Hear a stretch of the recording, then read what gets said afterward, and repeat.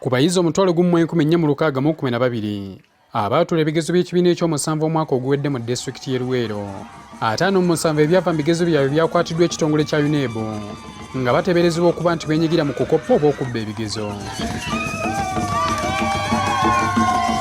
Amasomero ge baakwatidde ebigezo okusinziira ku kiwandiiko kye tulabyeko kuliko Lutembe Umea nga lino lya gavumenti n'ag'obwannannyini abiri okuli Sunlight Primary School ne Hamza Primary School. Tulinamu Lutembe Primary School nga abaana kwenkaaga mu abaana 19 ebibuuzo byabwe tebyakomyewo.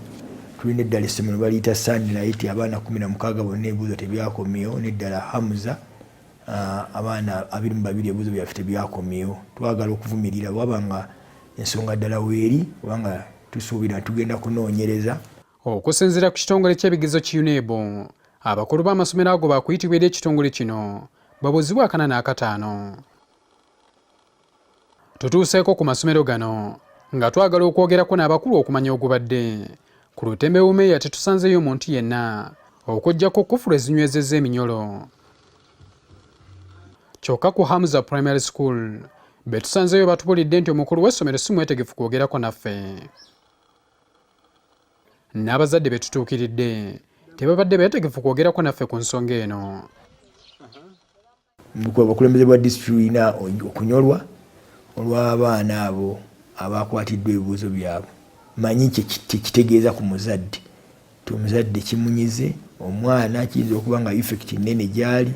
Ssentebe wa disitulikiti y'e Luwero Erasito Kibirango agamba nti ekinaazuulwa nti ddala amasomero ago genyigira mu muze gw'okukoppa oba okubba ebigezo abagakulira baakukangavvulwa.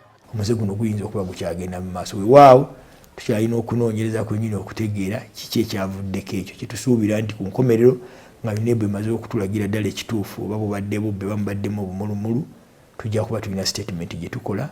Kyokka era waliwo essuubi nti amasomero ago gasobola okwejjerezebwa oluvanyuma lw'okunoonyereza kwa UNEB abayizi ne baweebwa ebyava mu bibuuzo byabwe. N'omwaka oguwedde ebigezo by'abayizi 132 mu masomero 2 okuli Kasana Junior ne Kisaazi Primary School byakwatibwa newankubadde ng'oluvannyuma ebimu byateebwa. Habat Kamoga, NTV Akawungeezi.